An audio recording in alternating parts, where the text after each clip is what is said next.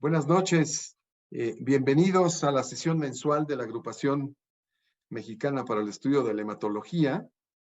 Debo de decir que a toda la mesa directiva nos dio mucho gusto ver a tantos compañeros y amigos en Guadalajara durante el Congreso. Tuvimos una asistencia mucho mejor de la que habíamos estimado. Y hemos tenido también muy buenos comentarios de ustedes. Entonces, pues estamos muy satisfechos con lo que se hizo en Guadalajara, pero bueno, esperamos hacer un congreso incluso mejor el próximo año. Estamos por definir las sedes, se las avisaremos muy pronto para que también reserven la fecha del siguiente congreso. Pero mientras tanto, pues tenemos las sesiones mensuales y algunas otras que ustedes saben que existen, la extraordinaria, alguna sesión sabatina también, porque ya en diciembre pues solo tendremos una sesión cultural que les avisaremos los detalles. En noviembre terminamos las actividades académicas, entonces pues vamos a cerrar bien el año con el congreso que terminó y con algunas sesiones de este mes de noviembre.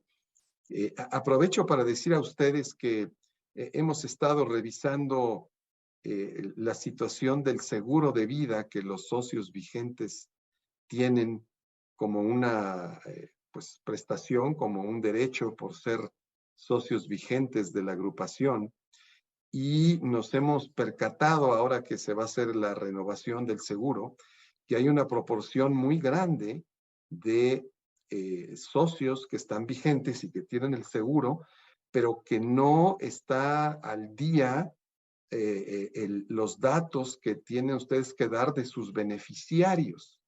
Y esto es muy importante porque si ustedes no tienen, es decir, el seguro no tiene anotado los beneficiarios que ustedes designen, eh, bueno, no queremos que se muera ningún hematólogo, pero si esto sucede y ustedes no tienen sus beneficiarios, entonces para poder pagarles lo del seguro tienen que irse a una sesión, es decir, a una sucesión para designar quién es el beneficiario, y es muy complicado desde el punto de vista de trámites, es latoso. Entonces, lo único que requerimos es que llamen a la agrupación para que les den la forma en la que ustedes se pueden poner al día con su firma y designando los beneficiarios para el seguro al cual ustedes tienen derecho simplemente por estar vigentes al día con sus pagos. Entonces,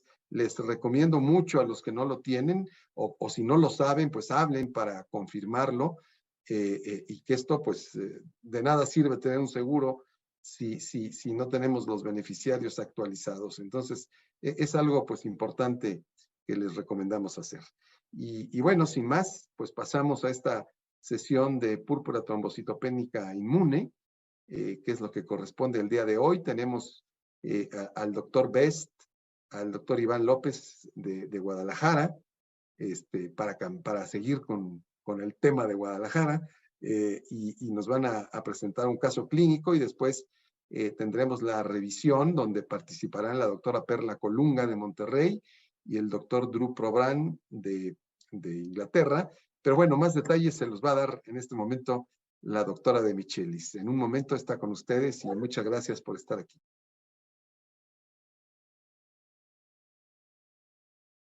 Hola, buenas noches a todos y bienvenidos a nuestra sesión mensual que corresponde al tema de trombocitopenia inmune primaria.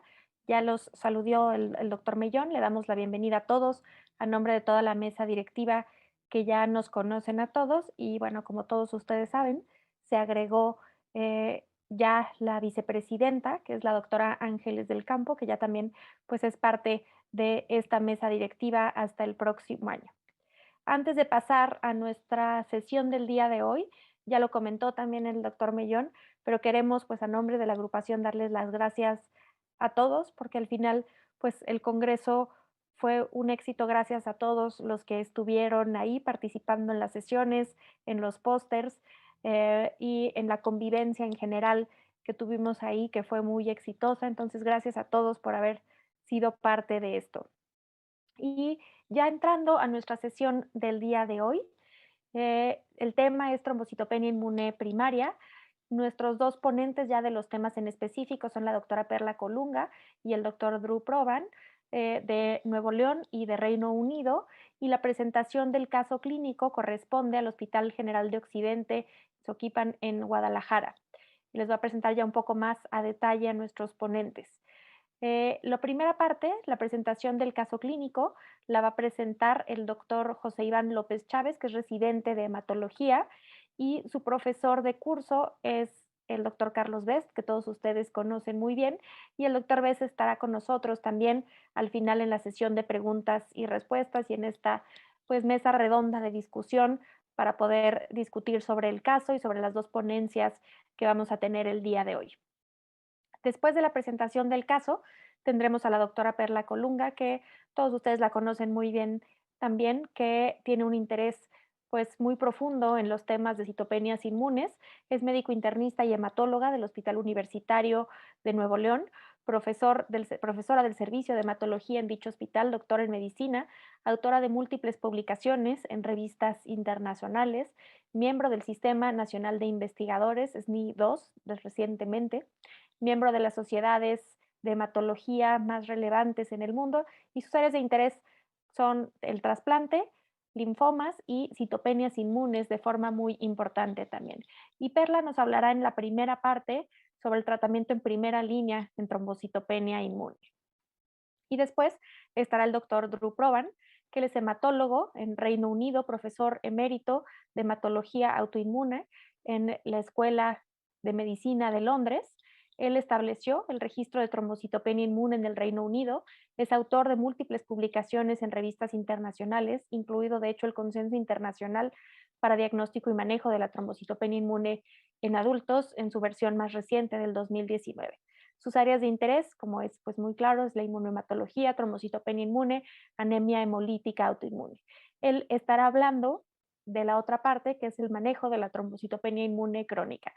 El doctor Provan no nos va a acompañar al final en la parte de preguntas y respuestas, porque pues por cuestiones de horario en Reino Unido es muy complicado, pero de todas formas tendremos pues una sesión muy interesante de mesa redonda con el doctor Best y la doctora Perla acompañándonos para discutir, y todas las preguntas que tengan que hacer las discutiremos con ellos. Y los últimos anuncios, lo primero, pues como siempre, acordarse de descargar la constancia antes de que termine la sesión. Todas las preguntas que vayan teniendo, váyanlas poniendo en el momento, pues en el apartado de la plataforma para someter las preguntas, las vamos a ir recibiendo y al final las discutiremos pues con nuestros tres panelistas. Y finalmente recordarles que en la charla del doctor Provan pueden elegir si la quieren escuchar en el idioma original en inglés o con la traducción simultánea. Solamente tienen que cambiar el canal en el que estén para cambiar el idioma. Y bueno, antes de pasar ya de lleno a la presentación del caso clínico, pues queremos agradecer al equipo de Novartis por su apoyo para la realización de esta sesión. Bienvenidos todos y nos vemos al ratito para la sesión de preguntas y respuestas.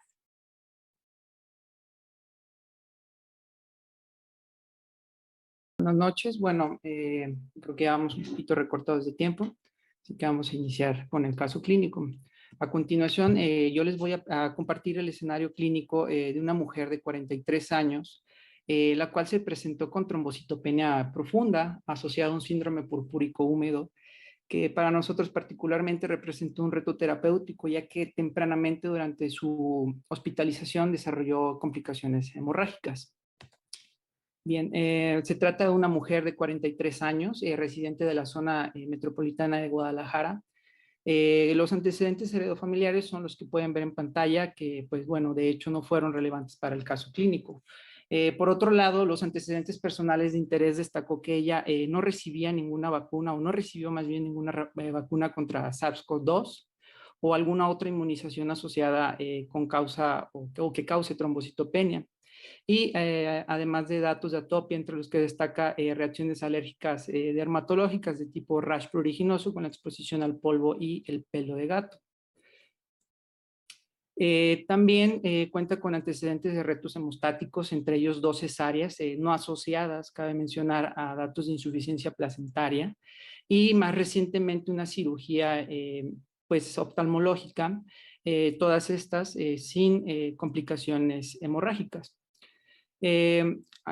Como otros antecedentes importantes es el consumo ocasional de analgésicos por cefalea tensional, y un antecedente relevante para el caso desde el punto de vista terapéutico es que ella recientemente fue diagnosticada de diabetes mellitus tipo 2 con buen control en tratamiento con biguanidas orales. Dentro de los antecedentes ginecobstétricos de interés destaca que ella no ha tenido abortos y que desde el 2015 cursa con periodos intermenstruales con dismenorrea y episodios de sangrado pues, intermenstrual. Ella inicia su padecimiento actual 22 días previos con la presencia de fatiga, que fue progresivamente limitando sus actividades cotidianas, asociado inicialmente a púrpura seca con posterior desarrollo de púrpura húmeda. De destacar que durante su estancia hospitalaria y posterior al manejo inicial con corticoides, ella inició con sangrado transvaginal pues abundante. A la exploración física, pues bueno, como ustedes pueden ver, los signos vitales dentro de la normalidad, de destacar que sin datos que sugirieran una hemorragia a nivel del sistema nervioso central, y con un puntaje en la escala de SMOC para la piel 3, representado por petequias generalizadas, más del 50% de un área palmar, dispersas por toda la economía corporal. M corresponde a las mucosas visibles, y fue un puntaje de 2 representado por epistaxis, que duraba más de 5 minutos o interfería con las actividades diarias, y la O, que es de sangrado orgánico, se refería pues, al sangrado transvaginal, 2 puntos por menorragia que requería terapia hormonal o investigación ginecológica, al menos durante esta hospitalización. Dentro de los estudios de laboratorio iniciales les muestro pues una biometría hemática con una trombocitopenia profunda asociada pues, a una anemia normo-normo. También encontramos un TTPA prolongado, el cual cabe mencionar que fue corroborado, o sea, se repitió y continuó prolongado, y con un dímero de 322. El extendido de sangre periférica, pues bueno, en este contexto lo que nos ayuda es en cierta forma a descartar una microangiopatía, y no, el frotis y el resto de estudios de laboratorio no aportaron datos adicionales en realidad. Bien, entonces al encontrarnos con una paciente de características con un pronóstico ominoso dentro de la trombocitopenia o de la TIP, es decir, que contaba con factores de riesgo para una hemorragia grave, el recuento plaquetario por debajo de 10,000, una TIP de reciente diagnóstico y las manifestaciones hemorrágicas, pues nosotros decidimos iniciar tratamiento con dosis altas de dexametasona, ya que buscábamos pues una respuesta temprana o más rápida en comparación, por ejemplo, con la prednisona, sin una toxicidad adicional del uso prolongado de corticoides. Como parte de los estudios dirigidos que se solicitaron desde el inicio, pero no pudimos tener esos mismos días, fue el ultrasonido, el cual fue normal, y se descartó la infección activa por VIH, hepatitis B y hepatitis C. Y bueno, sin embargo, obtuvimos una prueba no treponémica de sífilis reactiva, lo cual hasta este momento nos hacía sospechar fuertemente la presencia de un anticoagulante lúpico. En este caso particular, tuvimos, aunque valores marginales, como pueden ver aquí, un doble positivo a títulos bajos. Pues bueno, lo que en cierta forma, por parte de las guías celulares, hasta su última revisión, lo único que nos ayudaba era a predecir un riesgo bajo de trombosis. Además, como ustedes pueden ver, los anticuerpos antinucleares con un resultado ciertamente indeterminado y un patrón citoplasmático, los cuales pues en este patrón se asocian con miopatías o enfermedades autoinmunes que pues bueno, en este caso no fueron tan relevantes, y un perfil de hierro sérico un hierro sérico bajo y una ferritina alta, pues compatible con una anemia ferropénica. De destacar que, bueno, el CUMS directo fue negativo y, bueno, nuestra prevalencia, al menos en el hospital, en pacientes con TIB y infección por H. pylori, es cercana al casi 90%. En el caso, pues, de este paciente fue negativo. Estos estudios que ustedes ven en pantalla son los estudios al término de la terapia con dexametasona, donde lo destacado es que hasta este momento no habíamos obtenido una respuesta. El TTP había corregido con el uso de dexametasona y por otro lado descartamos la infección por sífilis con una prueba treponémica, en este caso pues anticuerpos de fluorescencia o FTA. De tal suerte que se consideró que el VDRL como un falso positivo y un TTPA prolongado derivado de la presencia pues, del anticoagulante lúpico. El plan hasta este momento era vigilar que no las manifestaciones hemorrágicas y pues la cuenta plaquetaria. Y la idea también era darle un segundo ciclo de dexametasona en dosis altas al cabo del día 10, ¿no? O al día 10. Durante su evolución clínica, 2 días de finalizado el primer ciclo de dosis altas de dexametasona, pues ella inicia con un sangrado transvaginal que no corresponde en temporalidad a su periodo menstrual, por lo cual se solicita la evaluación con ginecología, y la cual pues no aportó datos adicionales. Se descartó en general otras causas de hemorragia. Además del sangrado transvaginal, previamente comentado, continuamos con una cuenta plaquetaria pues baja, con un riesgo alto de sangrado intracraneal, y no menos importante es que teníamos, más bien que no teníamos la disponibilidad inmediata de terapia, de otra terapia en el contexto de una TIB grave, como se los estoy comentando. Entre ellas, pues la inmunoglobulina intravenosa o agonistas del receptor de trombopoyetina.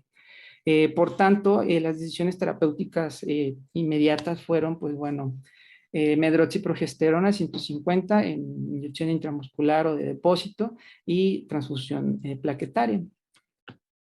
2 días posteriores de haber iniciado el sangrado transvaginal, el cual en este momento se había vuelto abundante y acompañado de la pérdida de 1 gramo de hemoglobina y un descenso abrupto en la cuenta plaquetaria, pues decidimos, ya la teníamos disponible, el tratamiento con inmunoglobulina, 1 gramo por kilo en infusión continua por 2 días, además de continuar con la terapia hormonal, pero esta vez pues con 200 miligramos de progesterona cada 12 horas.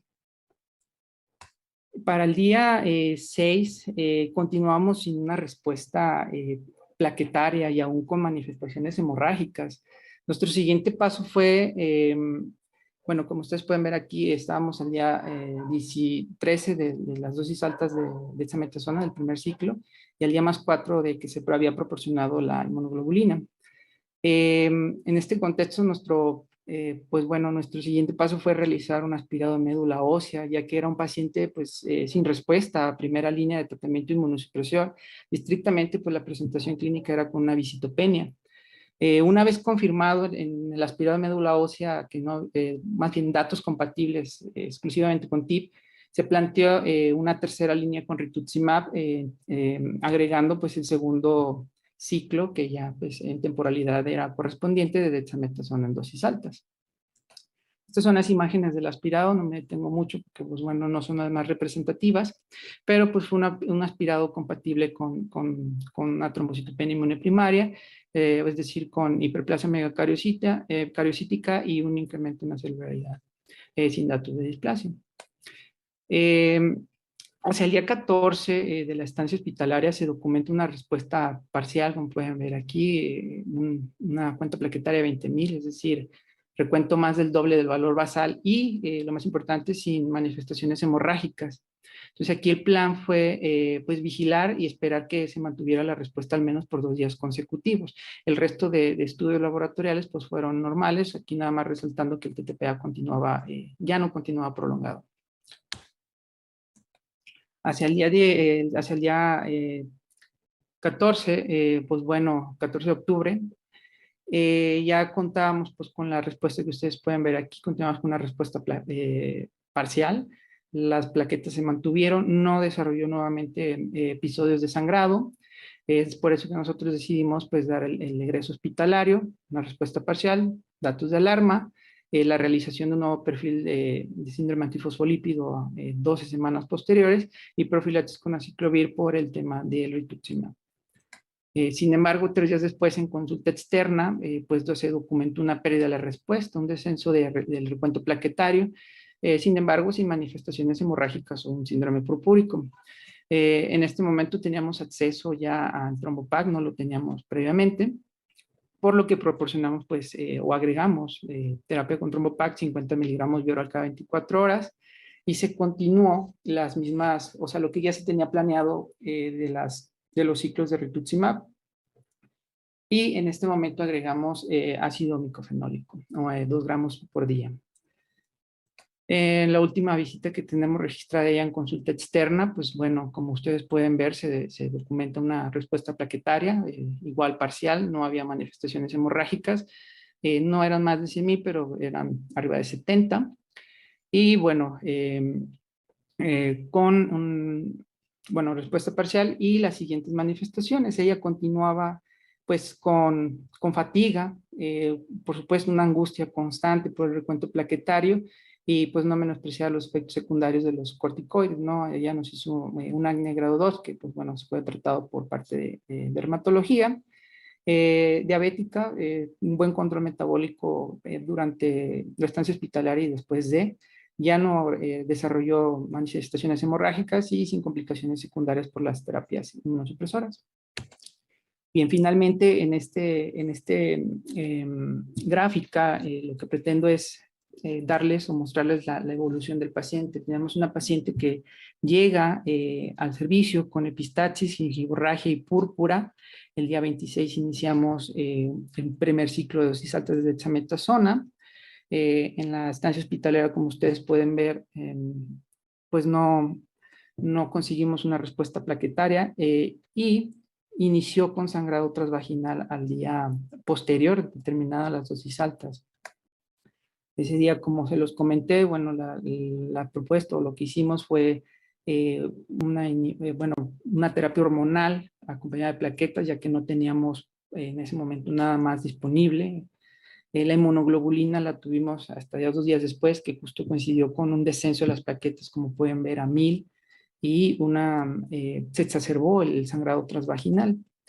Se proporcionó junto con rituximab, como les había comentado, un segundo ciclo de dosis altas de dexametasona, y bueno, continuamos sin respuesta. El día 10 con 6,000 plaquetas. Al día 12 ya había cedido el sangrado transvaginal. El día 13 pues correspondía una segunda dosis de rituximab.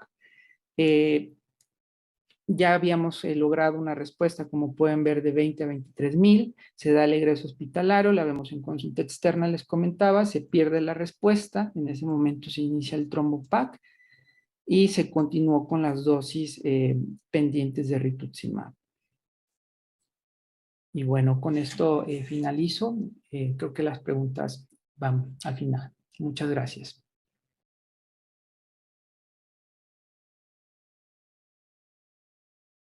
Hola, ¿qué tal? Buenas noches a todos. Soy la doctora Perla Colunga. Muchas gracias a la agrupación por la invitación para presentar el tema. El tema que me toca abordar a mí es el de tratamiento de primera línea en trombocitopenia inmune. Voy a hablarles un poco de las nuevas perspectivas que hay, algo de cuál es el futuro o las controversias que creo que veremos en los próximos años. No tengo ningún conflicto de interés. Y esta es la agenda que vamos a tratar. Primero, generalidades. Hablaremos algo del tratamiento convencional, tratamientos combinados o nuevos tratamientos y finalmente conclusiones y perspectivas.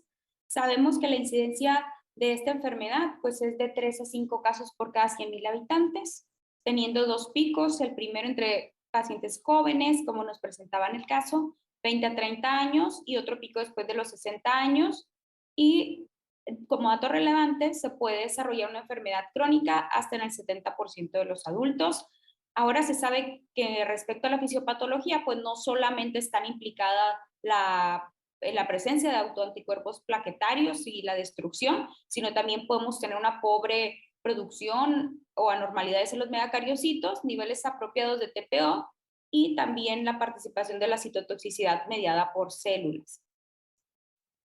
En esta presentación hablaremos en esta ocasión respecto al término de reciente diagnóstico o de nuevo diagnóstico, por lo que nos referiremos durante todo el resto de la presentación a aquella trombocitopenia inmune que se presenta dentro de los primeros 3 meses. Pero primero pregunta, antes de hablar de tratamiento, pues ¿cuándo y dónde tratar? ¿Verdad? Ya más adelante nos va a hablar justo el doctor Provan respecto a lo que se aborda en el consenso de trombocitopenia inmune, en el cual se recomienda dar el tratamiento cuando tenemos menos de 20,000 plaquetas y para las guías de la ASH de 2019, cuando tenemos menos de 30,000 plaquetas, pero el número de cruces que podemos ver aquí en la pantalla, pues es el nivel de la evidencia. ¿Por qué? Porque no necesariamente el tener estas cifras se correlaciona con tener o no tener sangrado. Eso es muy importante, ¿verdad? Porque siempre estamos pensando en llegar a una cifra como meta sin tomar en consideración también la sintomatología. Entonces, eso es bastante importante. Considerar siempre, pues, en pacientes adultos, sobre todo, la exposición a AINES, la exposición a anticoagulantes y los antecedentes de los pacientes. ¿Qué opciones clásicas tenemos que se nos mencionan en las guías de tratamiento para pacientes de nuevo diagnóstico? Pues la inmunoglobulina intravenosa, el uso de corticosteroides, como cuál, pues realmente dexametasona, prednisona o metilprednisolona han sido utilizados y anti-D.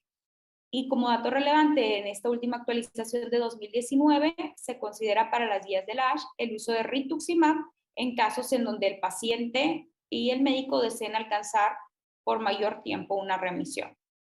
Finalmente, pues las metas son muy importantes. No nada más es una meta en cifras, que ya lo comentaba, sino también individualizar al paciente con su sintomatología, sus efectos adversos, prevenir sangrados y tener la menor toxicidad con la mejor calidad de vida. Ahora, iniciando con lo clásico que todos tenemos acceso, son muy buenos, son bonitos, son baratos, pues los corticosteroides, pero no nos gustan los efectos adversos, ¿verdad? Sin embargo, pues tenemos que hablar de ellos porque todos es la primera línea que utilizamos por costos y por accesibilidad. Ahora hablemos de si es uno mejor que otro, qué evidencia existe, cuánto tiempo y cómo se deben de dar. Hasta el día de hoy, para las guías, existe una evidencia insuficiente para preferir uno de otro. Ahora vamos a ver qué estudios tenemos para poder determinar nosotros si creemos que hay uno mejor que otros. Hasta ahora parece ser insuficiente la evidencia que hay para preferir uno sobre el otro.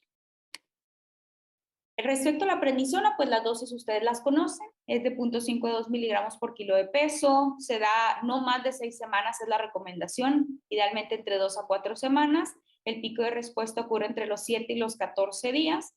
Para la dexametasona se recomienda, hay estudios con desde 2 a 4 ciclos cada 2 a 3 semanas, de 40 miligramos por 4 dosis, y el pico de la respuesta suele ser un poco más rápida, entre 4 y hasta 28 días. Sin embargo, recalcar que más del 95% de los pacientes que son tratados con corticosteroides van a tener efectos adversos que pueden afectar su calidad de vida. Eso es un dato muy, muy importante. Este es el estudio randomizado más grande que compara frente a frente dexametasona contra prednisona. Es un estudio de 2016 en el cual se utilizó las dosis altas de dexametasona en las dosis que les comentaba, de 40 miligramos, la prednisona igual, entre 1 y 2 miligramos por kilo de peso. Vean cómo la respuesta global en este estudio sí fue significativa la diferencia. Obtuvieron un 82% en el grupo de la dexametasona y un 69% para el grupo de la prednisona. También fue distinto para la respuesta completa y para el tiempo libre de recaída, ¿verdad? En el cual fue de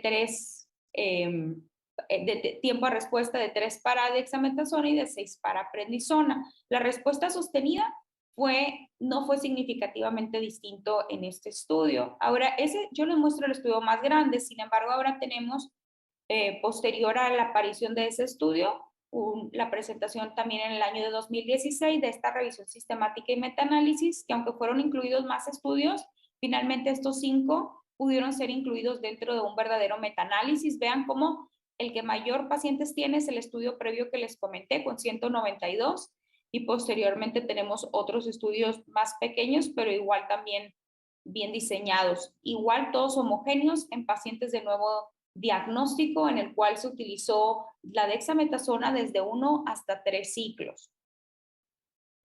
Y la prednisona por 28 días en la mayoría y por 14 días en el último de ellos. Aquí notamos en esta gráfica como la respuesta a los 6 meses, que finalmente es lo que nosotros pues deseamos evitar, ¿verdad? De las recaídas, el problema que es para el paciente el volver a reiniciar tratamiento.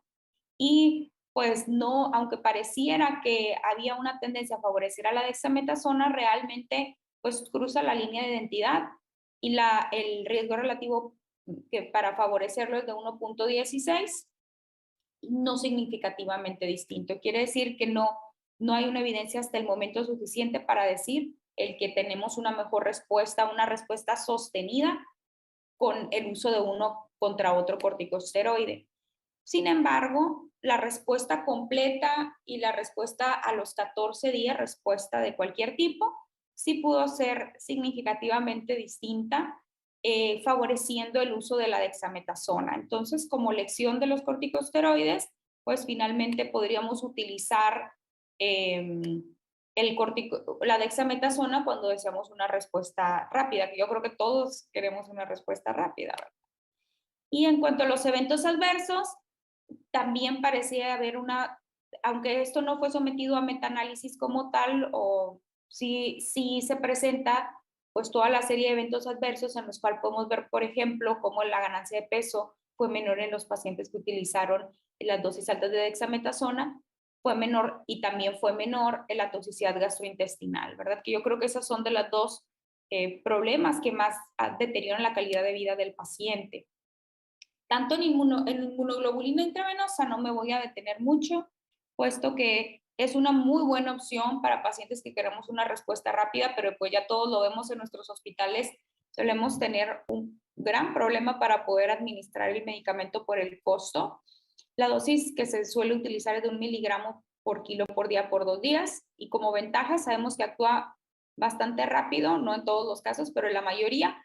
Sin embargo, esta respuesta suele ser transitoria, que creo que eso es algo que definitivamente no queremos o no buscamos, o cuando menos es un buen efecto temporal, pero no es lo que queremos como hematólogos, ¿verdad? El costo también, sin duda, y eventos adversos que pueden llegar a ser graves, como la lesión renal aguda o incluso casos de anafilaxia. El anti-D igual también está en Estados Unidos, por ejemplo, pues tiene un black warning de la FDA, en el cual pues no, la presentación de una reacción hemolítica aguda pues suele ser una reacción tan grave que se prefiere no utilizar, pero también actúa de forma muy rápida, entre 24 a 48 horas, con la dosis de 50 a 75 microgramos por kilo intravenoso. Ahora, bueno, ya para hablar de qué es lo que tenemos en los últimos años, casi todos los estudios de los que voy a hablar son de 2021, son de tiempos de pandemia prácticamente, en donde todo mundo hicimos locuras, ¿verdad? Intentando mejorar el pronóstico de esta enfermedad. Entonces surge la duda entre los expertos mundiales en esta enfermedad, si puede ser curada realmente la trombocitopenia inmune. ¿Cómo se nos ocurre que puede ser curada? Lamentablemente, pues se nos ocurre la combinación de fármacos. Hemos visto ahora sí que una serie de todo tipo de combinaciones, pero que realmente, que creo que es los que más vale la pena hablar, es el uso de, prácticamente todos combinan altas dosis de dexametasona, combinados con rituximab, con ácido micofenólico, el trombopac, dosis bajas de rituximab, combinaciones triples incluso como el trombopac rituximab, el uso de oseltamivir y también de ATRA. El rituximab todos lo conocemos como su uso en pacientes que tienen una recaída o pacientes que tienen una púrpura crónica. Sabemos que disminuye la función de los linfocitos B y aumenta la expresión de los T reguladores. Las dosis clásicas que se utilizan es de 375 miligramos por metro cuadrado por 4 dosis, pero también se ha utilizado en dosis bajas. Lo conocemos mucho más en segunda línea, pero tenemos muy pocos estudios que hayan evaluado su efectividad en primera línea. Sin embargo, menciono los más importantes. Este estudio de 103 pacientes, lo que más se busca o la teoría el utilizar rituximab es el tener no respuestas inmediatas, sino respuestas sostenidas a lo largo del tiempo. Y eso ocurrió cuando fue utilizado en tratamiento combinado con dosis altas de dexametasona en 63% versus 36% cuando se utilizó el corticosteroide en monoterapia. También en otro de los estudios, llamando respuesta sostenida a más de 50,000 plaquetas, tuvimos también una significativamente mejor respuesta al tratamiento combinado. Este es de los pocos estudios que evalúan la efectividad del uso de rituximab a más de 6 meses. Casi no hay estudios en la literatura que reportan o reportemos en los hallazgos a más de 12 meses. Es del 53 versus el 33%. Este es uno de los estudios justamente de nuestro centro, el primero que realizamos en la línea de rituximab en dosis bajas, en el cual utilizamos las dosis bajas de rituximab en combinación con altas dosis de dexametasona. En este estudio sí comparamos, pero con un grupo histórico. La respuesta completa sostenida fue 76.2% y las recaídas a 6 meses fueron de 15 versus 30%. Y de 62.5% en el grupo histórico, o sea, muchas más recaídas cuando no se utilizaba el rituximab. Entonces, prácticamente que ven aquí en nuestro centro, en el Hospital Universitario de Monterrey, es nuestro tratamiento de primera línea actualmente, siempre que es posible para el paciente. Como les comentaba, no hay estudios que evalúen la respuesta más allá de los 12 meses, sin embargo, sí tenemos que hablar de las desventajas de usar rituximab, como el costo, la hipogamaglobulinemia, el efecto en las vacunas o disminución en la efectividad de las vacunas, la reactivación de hepatitis, la presencia de infecciones, por lo cual el rituximab en dosis bajas pues, pudiera ser una opción atractiva que disminuya tanto el costo como los efectos adversos. Ahora, muy utilizados también, pero sobre todo en recaídas o en pacientes con enfermedad crónica, son los agonistas de TPO. Estos son los únicos medicamentos que existen para la enfermedad en los cuales también podemos ayudar a esta disminución en la producción como tal y no tanto en la parte de anticuerpos. También en algunos estudios se ha documentado que disminuye también la destrucción, incrementando la función de los linfocitos T reguladores. Estos son los dos que se han utilizado en primera línea. El romiplostim, por un lado, que se utiliza desde 1 a 10 microgramos por kilo por semana por la vía subcutánea y que alcanza respuestas hasta del 80%, incluso en pacientes en recaído, y incluso después de suspender, pues tiene algún efecto entre 10 a 30% de remisión posterior a suspensión. Los eventos adversos que se presentan con el medicamento pueden ser trombocitosis, trombosis y riesgo de fibrosis. El Trombopac tiene la ventaja de que es oral, la desventaja que tiene mucha interacción con los alimentos, por supuesto, por ser de la vía oral. Tiene las mismas tasas de respuesta prácticamente de 80-90% y sus eventos adversos más comunes son la trombocitosis, la elevación de las enzimas hepáticas y lo que ya habíamos comentado de la interacción con los alimentos. ¿Realmente qué hay en primera línea del uso de estos medicamentos? Bueno, este fue un estudio que aprovechando lo que hubo en pandemia, en los que el uso de rituximab, pues teníamos mucho miedo de utilizarlo por el potencial interacción o peor pronóstico con la infección por COVID. En este estudio es un estudio de la vida real, en el cual se incluyeron pacientes del Reino Unido, 335, de los cuales 203 eran de nuevo diagnóstico. Se utilizó los análogos de trombopoyetina en 46 pacientes, de los cuales tuvieron respuesta 38 de esos 46, versus que fue el 82.6%, comparados con los que solo utilizaron corticosteroides, que fueron 50.8%. Entonces, fue una oportunidad realmente de utilizar tratamientos que normalmente utilizamos en segunda línea desde la primera línea. Nosotros, este es un estudio que estamos terminando de escribir en nuestro centro, ya lo hemos presentado, pero únicamente como en el Congreso de ASH.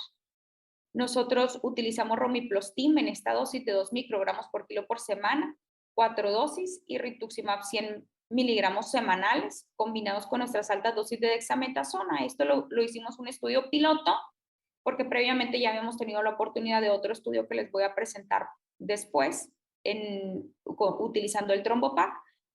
Incluimos nosotros 13 pacientes, la mediana de seguimiento es de 10 meses.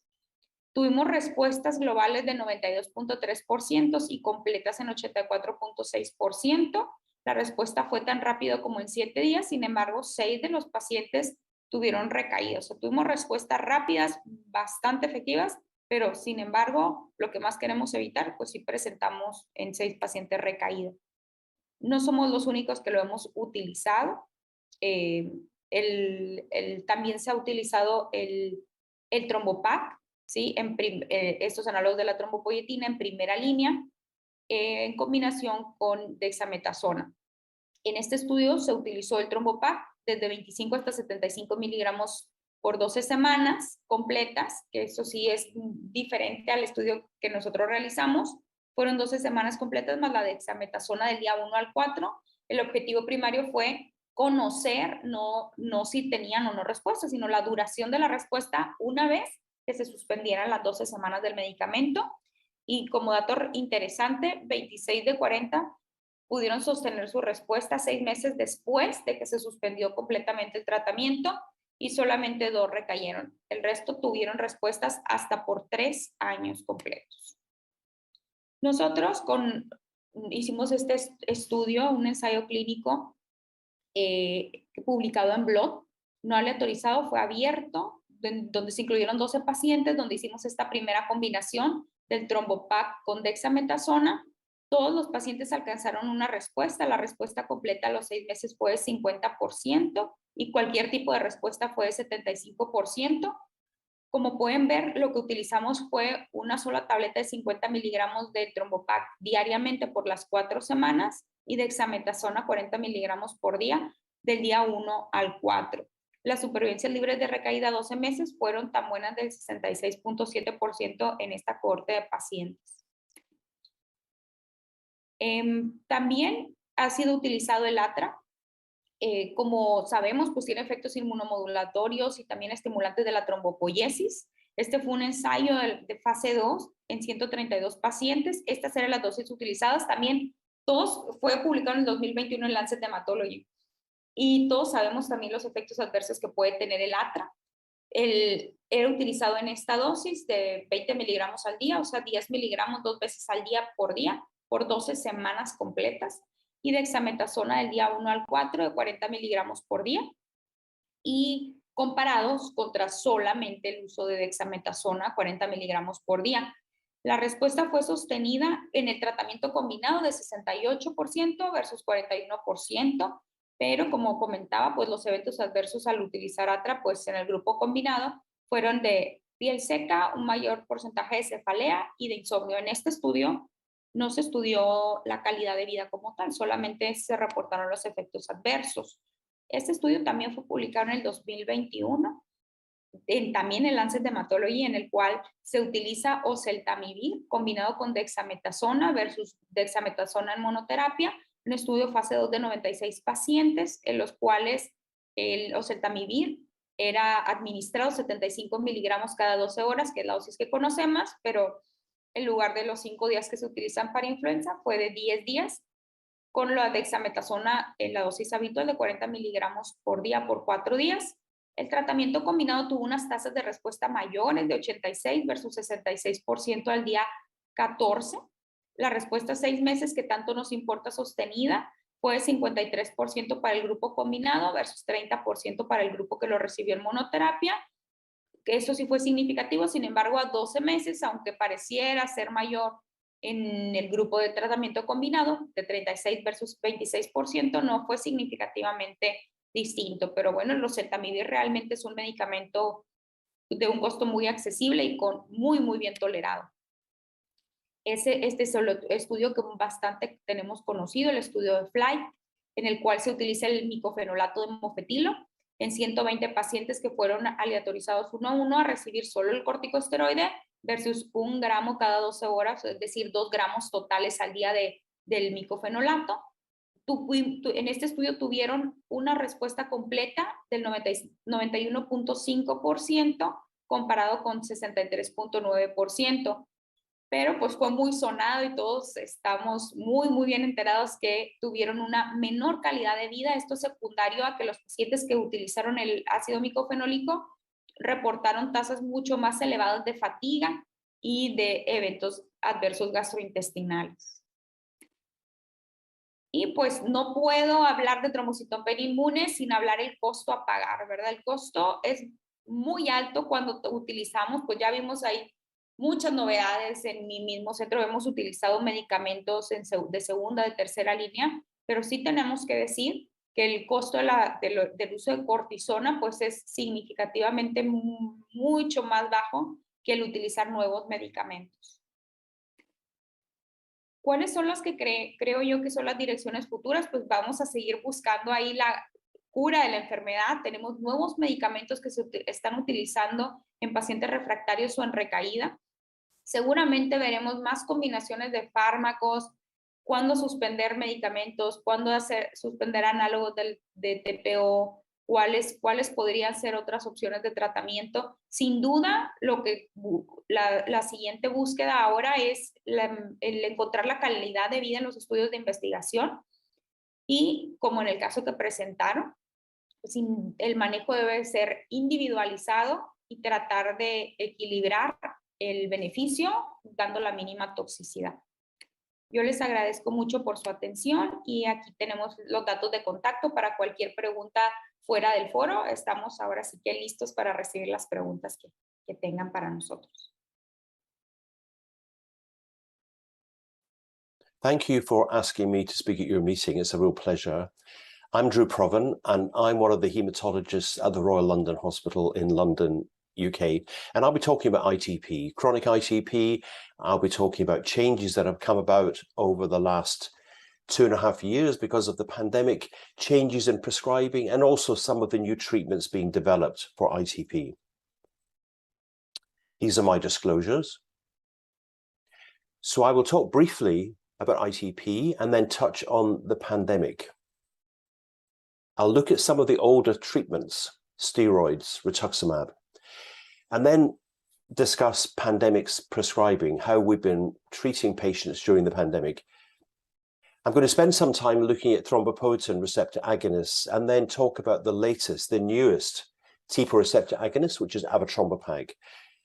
And then I'll outline some of the new treatments which are currently in clinical development and then try to describe what I think will happen as we come out of the pandemic. So immune thrombocytopenia, I'm talking about primary ITP here and mainly adults, I have to say. It's an autoimmune condition, we know that. We don't really know what causes it in adults. We don't fully understand the processes. It can affect adults and children, but the diseases are slightly different. There is a reduced platelet count, and you need to have a platelet count less than 100,000 for diagnosis. And some people bleed very heavily. Some people have no bleeding at all. It's very variable in its clinical presentation. It's quite a benign condition. The morbidity and the mortality are low. People do not feel ill, and very few people die from ITP. But we know from studies like the IWISH study that patients have more trouble often with the treatment than with the disease. The TPO receptor agonists were introduced, I'm talking about romiplostim, eltrombopag, 10 years or more ago, and this has changed the ITP landscape. So we're still in a pandemic, at the tail end of the pandemic, and this has been really bad for the world in terms of morbidity, mortality, financial costs. It's been a real disaster unprecedented, of course, but it's not all bad news, because there are some positive benefits from this pandemic, because it has made us think again about our management of ITP. We've been forced to change our practice because of COVID-19. We don't want to suppress people's immune systems during a pandemic when they may contract COVID more easily, or they may become more unwell because of COVID. And many countries, including the United Kingdom, was given approval by the government to use TPO receptor agonists very early from the beginning, from diagnosis, which is not normally the case. We have to wait for 6 months or sometimes longer. We were allowed to use it early in order to avoid rituximab and the old treatments. So let's look at some of the older therapies, the ones which are not popular with patients. You can see here, from left to right, going through time, we've gone through splenectomy, steroids, hormones, chemotherapy agents, blood products, etc. These have not gone through clinical trials. They're called empirical therapies. We use them even though there's no great evidence that they are effective. But for a long time, and until the TPOs, they were really all that we had. But the quality of life with these drugs is not good. We know patients don't like these drugs. We know they have side effects for many patients. And even before the pandemic, we were gradually using less and less immune suppression. And then the pandemic came, and we had to really almost stop using immune suppression. So let me go through a few of these older therapies: steroids, IVIG, immune suppression, rituximab, and splenectomy, only very briefly. Steroids are cheap, they're fast. Most patients respond. About 80–90% will respond, but most of these people will relapse. We use doses which are too high, and we use steroids for too long, and they're not popular with patients. But sometimes we use steroids in lower doses. For example, the COVID-19 positive ITP patient, we suggested in our paper in the British Journal, try prednisolone 20 milligrams per day, wait for a few days. If there's no response, increase the dose. But they often do respond to a lower dose. On the right, in pregnancy, for a long time, we've been using very low doses of steroids, and this works. So my question would be, is this time to reduce steroid doses for all patients? Perhaps start at 20 milligrams, maybe 30 milligrams. If you don't see a response after a few days, increase the dose back to 1 milligram per kilogram. Reduce the steroids after 2 weeks and make the total course fairly short, 6 weeks or less. Intravenous immunoglobulin has been used since the mid-1980s. Faster than steroids, great response rate, no durable responses. It never cures ITP. It's expensive, requires many hours on a day unit to infuse the IVIG, and some patients get headaches and other side effects. So not a good maintenance therapy, useful rescue therapy, useful in the COVID positive patient, of course. Immune suppression. This has been the mainstay of our therapy for decades. I'm not going through all these drugs, but just from the table, you can see there are many different side effects that some patients get. The efficacy is incredibly variable for these drugs. They have not undergone clinical trials, and the side effects pretty much outweigh any benefits that the patients get. And there are very few lasting responses. Now, the use of rituximab, which we started using in the early 2000s, this was declining before the pandemic. Now, of course, this is an immune suppressant. It eradicates B cells. And we worry about infection with COVID infection and hospitalization, and obviously patients becoming seriously ill post-rituximab in a COVID era. And then there's the vaccine problem. If you give someone rituximab and then try to vaccinate against any virus, including COVID-19, then the patient will not mount a response. So it's hard to vaccinate after rituximab. And I don't think we've used very much rituximab at all over the last 2 years. Splenectomy, we've been using for 100 years, and it takes away, it removes the site of destruction. And for many patients, it removes the antibody, the autoantibody production site, which is fine. And the response rate is around 50 to 85%. But people can relapse even after splenectomy. Often the antibody is still present, although the platelets may be normal. So it's not really a cure as such. And it has a risk. There's the perioperative mortality, there's the post-operative risks, there's infection, thrombosis, and many other complications. So the splenectomy rate now worldwide is around 3%, 5%, I think, worldwide. 10 years ago, it was probably around 20, 30%. Now it's down to about 3%. So not popular with patients.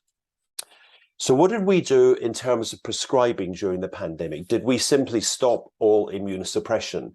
No, we did not. We had patients at home who may have been on azathioprine or mycophenolate, and we left them on their drugs, because if we tried to stop their immunosuppression, they would probably have relapsed, and then they would end up coming to hospital, and at a time when we were trying to keep people out of hospital.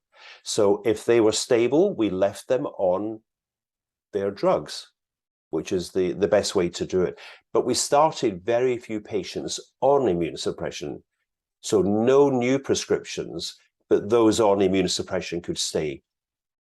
So on the left, we have the older therapies, immunosuppression. On the right, we have TPOs.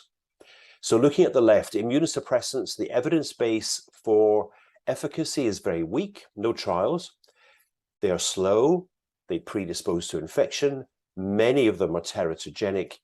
The efficacy is incredibly variable. They're not great drugs, and they're not advisable during a pandemic, and they're really not great drugs anytime. On the right, the thrombopoietin receptor agonists have gone through good, randomized, robust trials, approved for ITP. There's no degree of immunosuppression. They have incredibly high efficacy and definitely preferable during a pandemic. So as I mentioned at the beginning, the use of thrombopoietin receptor agonists like romiplostim, eltrombopag has increased greatly during the pandemic. Now, the licenses differ between the 3 drugs available, and they're not available in every country. Most of our experience has been with later ITP, persistent ITP and chronic ITP.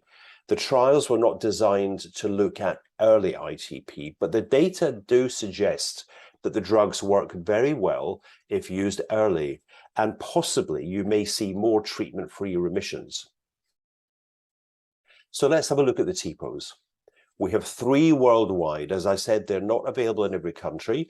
We have eltrombopag, which is an oral molecule once daily. Romiplostim in the middle is an injection once weekly, subcutaneous. And then avatrombopag is the latest TPO receptor agonist, again, oral once daily.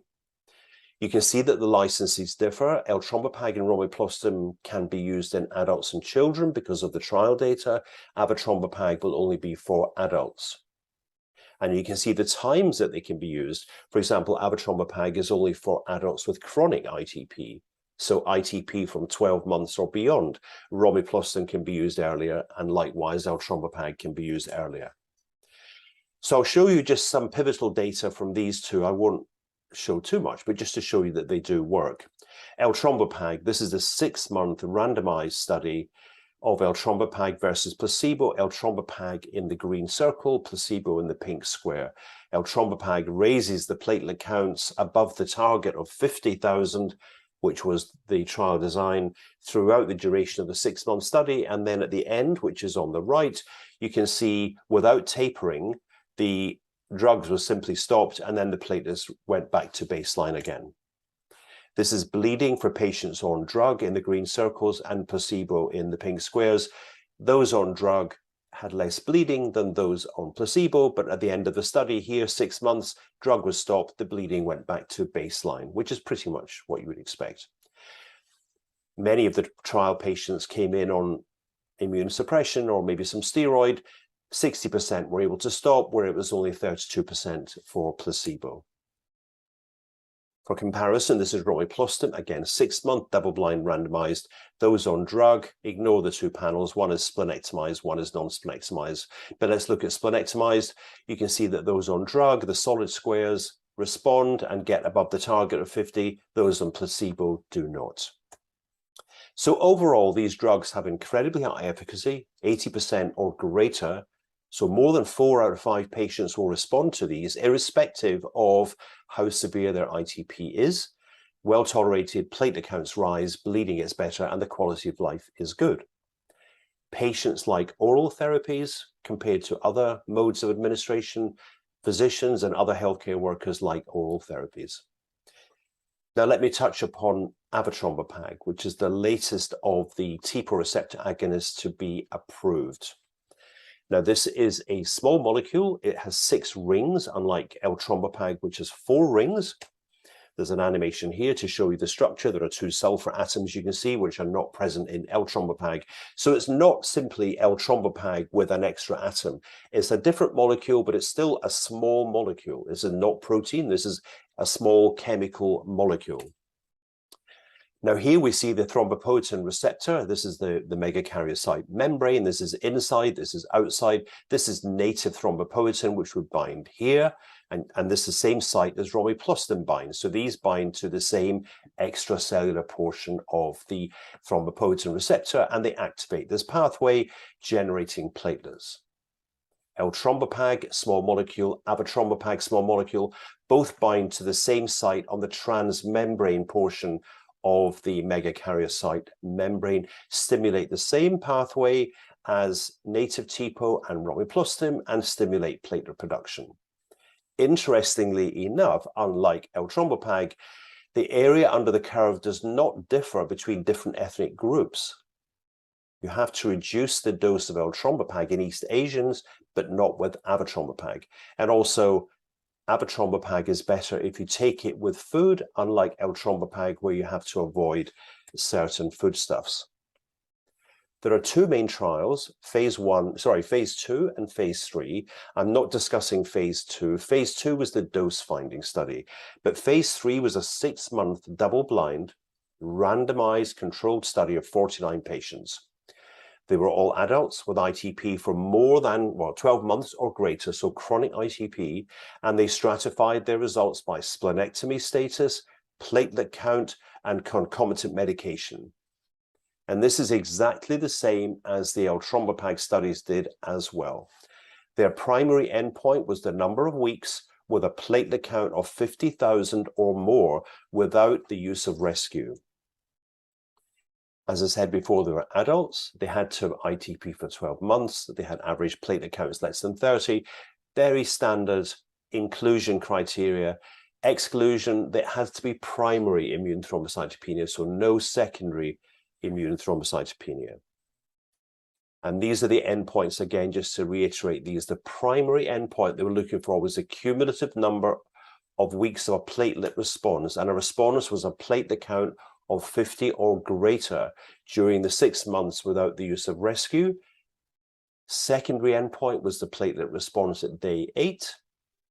Additional endpoint was the durability of the platelet response, and of course, monitoring for safety and for tolerability. Now, here's the structure of the 6-month study. We have a titration period where the dose of avatrombopag was adjusted to get to the target platelet count. Those on background medication like azathioprine, mycophenolate, maybe steroid, would be weaned off these other concomitant medications, hoping to stop during this concomitant medication reduction period. And then the last phase of the study, 8 weeks, was maintenance, maintaining the platelet count and maintaining the dose. Those on drug in the orange circle, those on placebo in the gray circle. So you can see here the target of 50,000, the same as eltrombopag studies, the same as romiplostim study. This was the target. Those on drug achieved the target. Those on placebo did not. So that's the structure of the randomized study, which is exactly the same as the romiplostim study and the eltrombopag study. The primary endpoint, the cumulative number of weeks with a platelet response, platelets of 50 or greater, for drug. You can see very dramatically here, 12.4 weeks, 0 for placebo, with a p-value of less than 0.0001. So absolutely categorical proof that this does definitely work. They met the primary endpoint. In terms of durability, it was 34%, 0 for placebo, which is good. Now, in terms of safety, I'm not going through all of these safety data. I simply want to show you there's no difference on this table between placebo and drug. But if you look at the next slide, this is looking at liver function testing. Placebo, drug, 0, 0, 0, 0 for placebo, 0 for drug. The problem with L-Trombopag is that some patients may have liver function disturbance if they take L-Trombopag. It would appear from these data that patients taking Avatrombopag do not have any liver function disturbance. They have a long-term extension study, which is similar in structure to the L-Trombopag long-term open label extension study, showing that it continues to work, but it's still early days for this drug. It's a relatively new drug, but this needs to run for a few more years yet. And this will be looking for new safety signals and making sure that patients keep responding while they take the drug. But it looks very similar to L-Trombopag. It looks as though they will continue to respond long-term to Avatrombopag. Now, just taking the 3 TPOs that are available worldwide and comparing them. Romiplostim, these are the advantages, these are the disadvantages, right? Advantage of romiplostim is only once per week, which is good. There's lots of scope for titration, which is good. But the problem is, it is an injection, and some people don't like injections. You also have to come to a hospital. You have to train the patients to draw up the romiplostim and how to inject. There are many doses, 1 to 10 micrograms per kilogram, maybe too many doses. And then there's a problem that we see sometimes with platelet fluctuations. That's romiplostim. L-Trombopag, well, on the positive side, it's only 3 doses. It's much simpler. It's taken by mouth. It's very convenient. You do not need to come to the hospital to take L-Trombopag, which is good.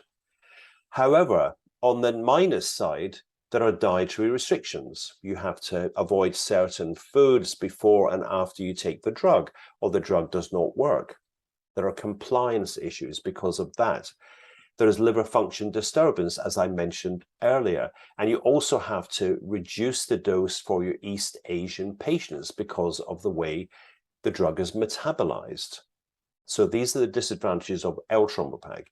Avatrombopag, the latest drug which I have outlined to you, again, like L-Trombopag, it is oral, it is convenient, you don't need to come to hospital.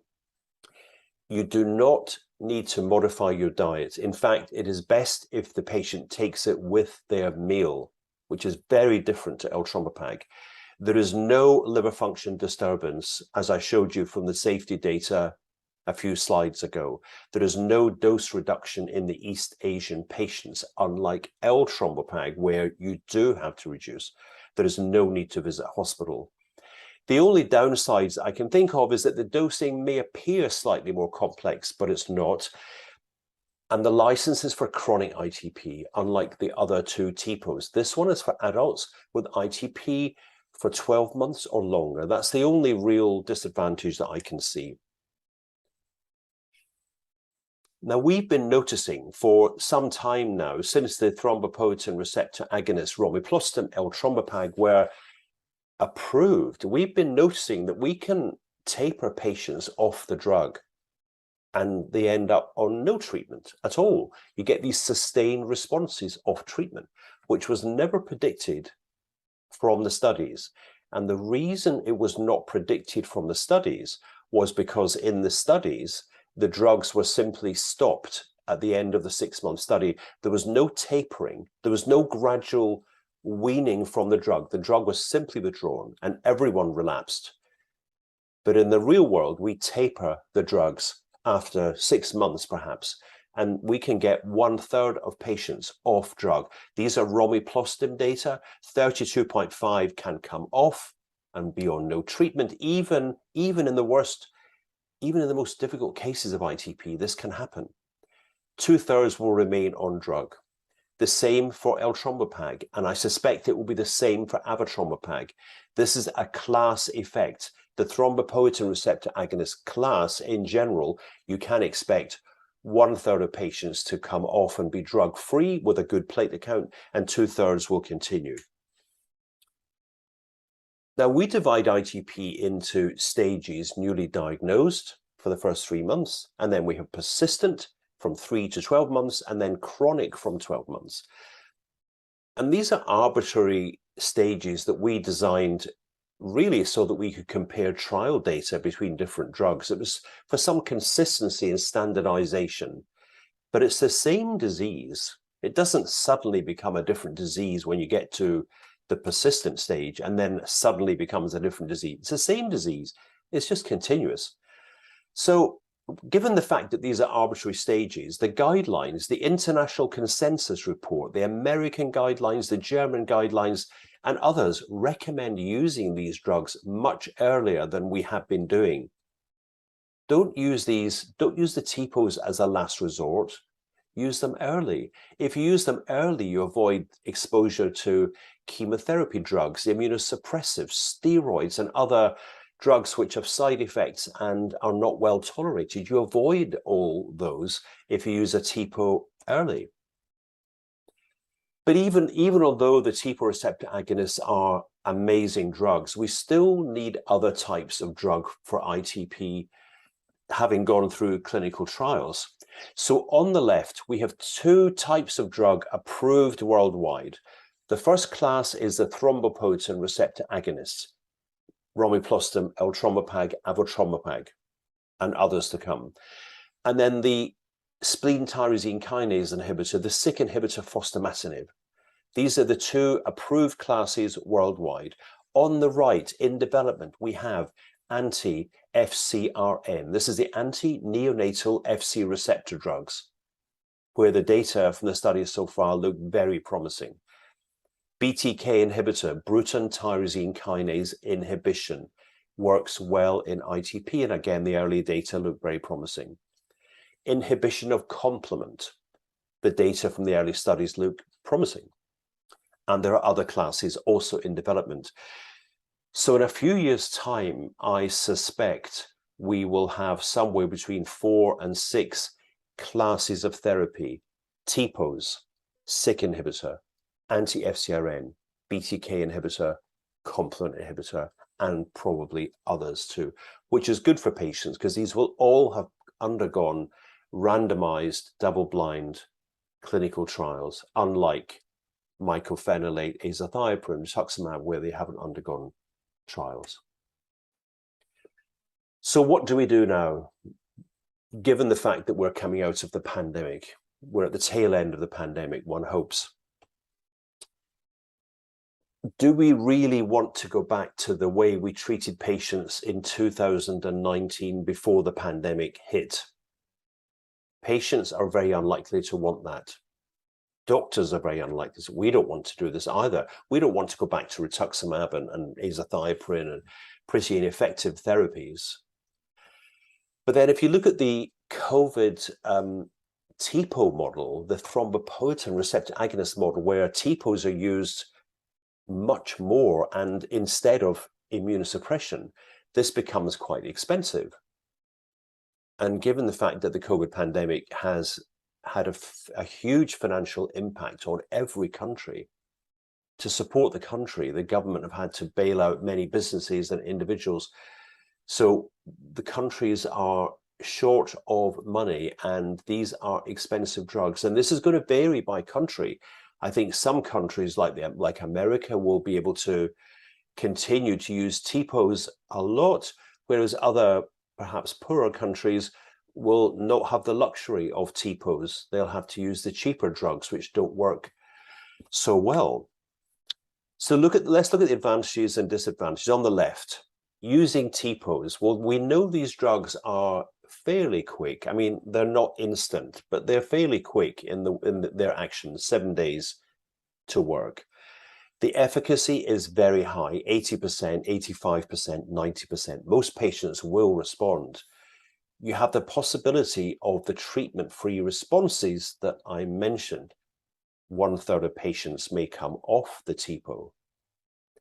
And those who are on background medication like immune suppression or perhaps a small dose of steroid can reduce and stop their background medication, and they'll only be on the TPO. And the quality of life, we know from studies published so far that the quality of life on TPOs is much better than the older immune suppressing steroid-based type drug regimens. So these are all the advantages of using TPOs almost exclusively. But then on the right, the drugs, they are not instantaneous. If you have a new patient with ITP who needs treatment to raise the platelet count quickly, and you start a TPO receptor agonist, it will not work for a week, at least. So you cannot leave many of these patients with no platelets for a week. You need something else in addition to the TPO. For example, perhaps a short course of steroid upfront or IVIG with the TPO. And then after 1 week, the TPO will be working and you can withdraw the steroid. Some of the TPOs need patient training. They have to be shown how to use a syringe and needle. They have to show good injection technique and sterile technique, etc. So there is some training for some of them. And of course, there is the cost element too. These are expensive. These are expensive drugs compared to steroids, compared to rituximab, mycophenolate, azathioprine, cyclosporin, etc. The TPOs are undoubtedly expensive drugs. So I think what we will probably do is, I think we will continue to use lots of TPO receptor agonists, less than perhaps 1 year ago, but we'll still be using a lot. And I think we should probably use all three.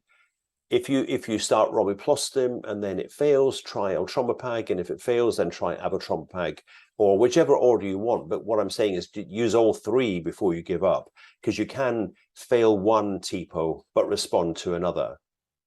So if you fail all three, then there's fostamatinib, which is an approved therapy, also the SYK inhibitor. For steroids, I think we will now be using shorter courses of steroid and lower doses of steroid. And I think obviously we're waiting for the new classes of therapy to be approved. They're still going through clinical trials. I think the neonatal FC receptor drug will be the first to be approved. If the budget allows in your country, then immune suppression will be used much less.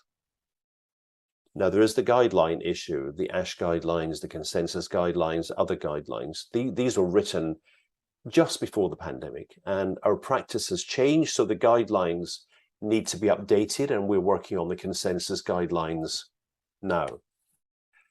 So just to sum up what I've said to you throughout my talk is that the pandemic has had major problems internationally. We know that, there's no denying that. But every cloud has a silver lining, and there are some positive benefits to the pandemic, believe it or not. And one of these is making us rethink our ITP management, making us reevaluate our heavy reliance on immune suppression. We pretty much avoided immune suppression through the pandemic. We have not started patients on immune suppressants, which is a good thing for patients.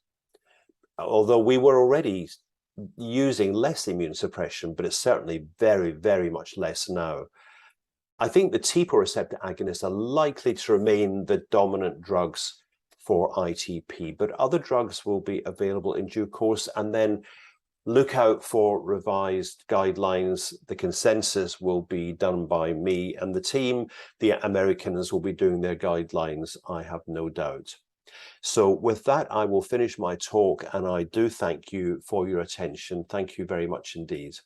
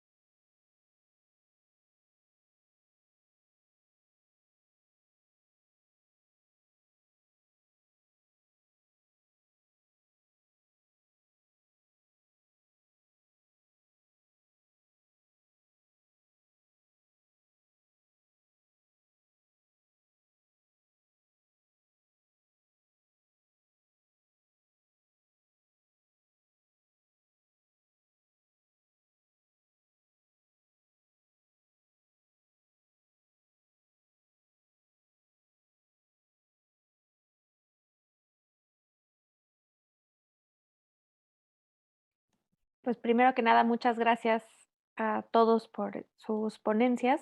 Sin duda un tema muy interesante que creo que a todos los hematólogos nos gusta. La trombocitopenia inmune es de las cosas que más frecuente vemos y es muy interesante ver cómo sigue habiendo muchas preguntas sin contestar al respecto. Y tenemos ya muchas preguntas aquí del público que les voy a ir haciendo. Si tienen más preguntas, las pueden seguir subiendo a la plataforma. Y una pregunta, empezamos con una pregunta específica del caso clínico, que te quiero preguntar a ti, Iván, que revisaste el caso clínico, que preguntan acerca del caso, si hicieron prueba de Coombs, que recuerdo que sí lo mencionaste, Sí. pero bueno, escuchar tu respuesta y además algunos otros anticuerpos específicos para lupus, como anti-DNA de doble cadena o anti-SM y pruebas de C3 y C4. Sí, bueno, se realizó una prueba de Coombs directa, fue una poliespecífica, fue negativa. Con relación a los anticuerpos antinucleares y paneles de inmunoespecificidad, hablando de reumatología, no solicitamos porque, bueno, el- el resultado inicial pues fue indeterminado. Entonces, lo que sí planeamos fue un segundo panel de perfil SAF y eventualmente, dependiendo de la clínica, se considerará si es necesario algún panel de inmunoespecificidad aparte. De acuerdo. Y con respecto a esto, que creo que es un tema que siempre es muy discutible, ¿qué tanto solicitar estas pruebas de forma indiscriminada a todos los pacientes al diagnóstico o solo en cierto contexto clínico? Yo acepto que nosotros ahí en nutrición tenemos un enorme sesgo reumatológico y creo que pedimos demasiado seguido pruebas de SAF y de para lupus, pero quisiera escuchar tanto al doctor Best como a Perla en sus centros, ¿cuál es su conducta? ¿Qué pacientes piden estas pruebas de enfermedades autoinmunes al diagnóstico como parte de la exclusión de diagnósticos de trombocitopenia inmune secundaria? Comenzamos con Perla. Sí, gracias, Roberta. Sabes que también creo que tenemos el sesgo de ser un centro académico de tercer nivel y de referencia. Entonces, también creo que hacemos de más. La verdad es que sí debería, lo correcto es sí hacerlo orientado realmente a quien tenga clínicamente algún dato que nos haga sospechar y recordar que pueden salir positivos y no todos los pacientes tienen ninguna enfermedad como el SAF o como incluso los anticuerpos tiroideos, también podemos tener alteraciones, ¿verdad? Hasta el 20% de los pacientes con trombocitopenia inmune pueden tener anticuerpos anticardiolipina sin tener síndrome, ¿verdad? Entonces, creo que sí tenemos que ser muy cautos con cómo lo pedimos, pero también creo que lo podemos pedir un poquito de más en mi centro. ¿Y ustedes, doctor Best, cuál es su conducta? Bueno, siempre que es posible hacemos antinucleares y siempre que es posible y el cuadro lo sugiere, hacemos el perfil para SAF. Yo pienso que tener basales en este tipo de pacientes, particularmente en mujeres con trombocitopenia, es importante porque el seguimiento nos demuestra que a lo largo del tiempo un porcentaje que es interesante llega a desarrollar lupus o alguna enfermedad parecida a lupus. Entonces, vale la pena. Siempre que podemos hacerlo, lo hacemos. Obviamente, no hacemos inmunoespecificidad a menos de que los ciclos sean significativos y nos orienten a algo más, además de la clínica. De acuerdo. Doctor Mellón, ¿quiere comentar algo? Sí, bueno, además de agradecerles la presentación al doctor que no está con nosotros y a la doctora Colunga y al caso clínico que nos presentó el doctor López, en esto de pedir estudios, es un tanto controversial cuándo hacer un estudio de médula ósea en un paciente que tiene una trombocitopenia inmune. Esto ha cambiado a lo largo del tiempo. Antes, yo recuerdo, le hacíamos, por ejemplo, en nutrición, a todos los pacientes les hacíamos médula ósea y luego más adelante en el IMSS también. Y las guías han cambiado esto diciendo que realmente la médula ósea no es tan importante. A veces la respuesta es lo que te puede ayudar también a diferenciar si es una TIP o no. El que responda a esteroides, el que responda a inmunoglobulina es algo que favorece el diagnóstico. Pero me gustaría preguntarle tanto a la doctora Colunga como al doctor Best, ¿en sus centros acostumbran a hacer médulas óseas en los pacientes con TIP? O cuándo las hacen? o cuándo no las hacen? Doctora Colunga. Nosotros prácticamente nunca las hacemos, pero sí tengo que reconocer que, por ejemplo, en el caso que presentó el doctor López, sí también definitivamente hubiésemos hecho médula ósea. Lo hacemos en pacientes donde no tenemos una respuesta o pacientes que tengan algún otro dato clínico que no nos gusta. Ejemplo, que tienen alguna megalia, que tienen muchos síntomas, mucho sangrado, cosas que típicamente no acompañan la trombocitopenia inmune, ¿verdad? El paciente típico que está tranquilo en su cama y que tiene un síndrome purpúrico y listo. Pero no, pacientes que sospechamos que tienen otro dato, pacientes que no están en el rango de las edades de frecuencia, también podríamos realizarla, pero sí, en el caso yo creo que también hubiéramos realizado médula, pero es muy, muy infrecuente, ¿verdad? Doctor Bess. Sí, en adultos, obviamente aquellos que tienen más de 60 años, por el asunto de la amiloidisplasia, y los casos que son refractarios a las primeras líneas de tratamiento, creo que está bien indicado hacerlo, justamente porque al final de cuentas la trombocitopenia inmune es un diagnóstico de exclusión. Y necesitamos tener la certeza de que estamos haciendo las cosas bien en función de un diagnóstico certero. Sin embargo, sí quiero recordar que algunos casos de mielodisplasia, por ejemplo, con displasia de un solo linaje, una sola citopenia o dos citopenias, pueden eventualmente responder a esteroides también. Y por eso necesitamos tener certeza. Pues arriba de 60 años sí, no la perdonamos. Antes de los 60 años, siempre y cuando la respuesta no sea la satisfactoria, hacemos médula ósea. Muy bien, gracias. De acuerdo. Y un poco relacionado también con esta parte inicial que siempre es muy interesante, en el caso que nos mostraron, tenía pues un perfil no terriblemente alto, pero sí con anticuerpos antifosfolípido, que entiendo que van a repetir a las 12 semanas, pero en este contexto les hace cambiar en algo su tratamiento, es decir, una paciente con un anticoagulante lúpico y algunos anticuerpos positivos, ¿cambia en algo las decisiones terapéuticas? Podemos empezar igual con Perla, ¿en tu caso lo cambiaría? No, la realidad, mira, iba a decir que no, pero por ejemplo, para nuevos protocolos de nosotros, como el determinar el utilizar combinados con el trombopap, por ejemplo, que sí tiene mayor frecuencia de eventos trombóticos, sobre todo ya reportes en la literatura de cuando se combinan pacientes que además tienen anticuerpos anticardiolipinas, pues definitivamente sí cambiaría mi conducta.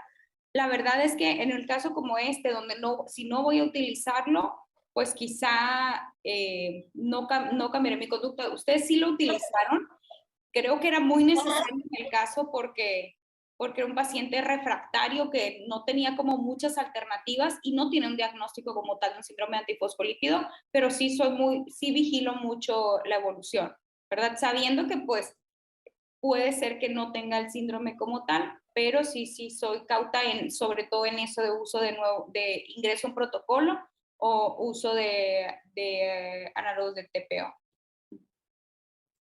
Y en su caso, doctor, ¿cree que eso influyó, por ejemplo, en decidir iniciar rituximab de forma temprana o modificará en algo el seguimiento a largo plazo? Es claro que la paciente tiene algo más de fondo autoinmune. Y es claro que tiene algunos datos, indicios que sugieren que eventualmente desarrollará plenamente SAF. No lo podemos integrar en este momento, pero estamos viendo solamente los primeros cuadros de una película. Al reumatólogo les gusta ver la película, tener la mitad de la película vista para decir va a ser el suspenso, va a suceder esto, va a hacerlo, por los criterios y su forma de pensar. Es muy respetable, pero bueno. Yo pienso que tanto las enfermedades neoplásicas como las autoinmunes son simplemente la continuidad de un espectro que se va demostrando en función tanto de la intervención terapéutica como la respuesta del paciente a la adaptación a estas situaciones. No, lo único que vamos a hacer es vigilarla bastante bien a la paciente y tratar de prever que no se haga una situación complicada como trombosis, eventualmente se embaraza, estarla vigilando, esas cosas. Si la paciente tiene pruebas positivas con títulos más altos en 3 meses, durante trombosa, vamos a tener ya mucha duda. De acuerdo. Otro tema que es muy interesante, Iván, nos comentaste en la presentación del caso acerca de las pruebas de Helicobacter pylori. Entiendo que ustedes las realizan de rutina, que en este caso fue negativo, pero ¿qué nos puedes tú decir al respecto a cómo ha sido, pues, en el tiempo que llevas ahí en hematología, su rutina con respecto al Helicobacter pylori?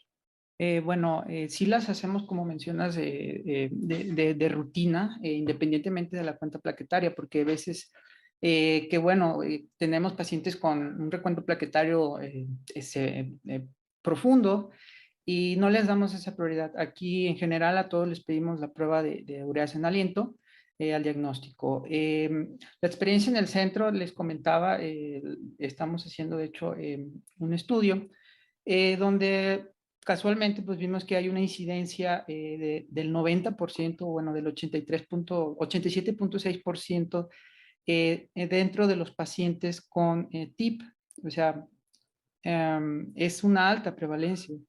Entonces, la finalidad de esto es, obviamente, en pacientes que tienen recuentos plaquetarios más elevados al diagnóstico, es proporcionarles una terapia de erradicación y evitar de esta forma el uso o que lleguen al uso de los corticoides y, por supuesto, evitar los efectos secundarios a los mismos. Por supuesto que hay casos en los que, pues, como este, no, pues no nos iba a ayudar a no usar los corticoides, ¿no?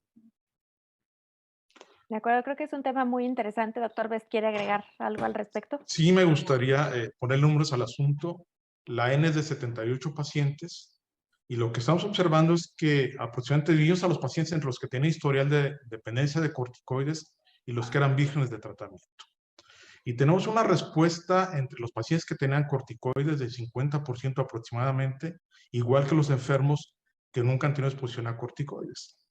Ahora, la respuesta la definimos para aquellos pacientes que tenían menos de 30.000 plaquetas, primero que alcanzaban 30.000 plaquetas. Por los que tenían más de 30.000 plaquetas, que tuvieran incrementos porcentuales para tener una respuesta parcial, óptima o subóptima. Y vamos, un 50% de respuesta en trombocitopenia con erradicación de H. pylori es muy interesante porque 82% de los enfermos tenían prueba de urease en aliento positiva. Sí, de acuerdo. Justo es un tema muy interesante y controversial en muchos aspectos que nosotros discutíamos hace unos días en el instituto. ¿El doctor Bellón quiere agregar algo?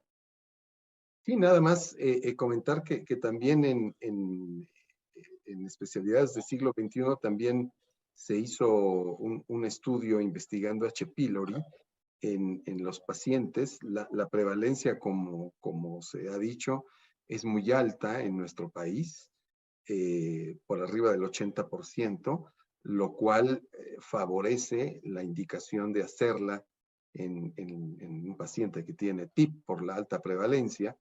Y la otra cosa es que también nosotros observamos incrementos de plaquetas cuando tratabas o erradicabas el H. pylori.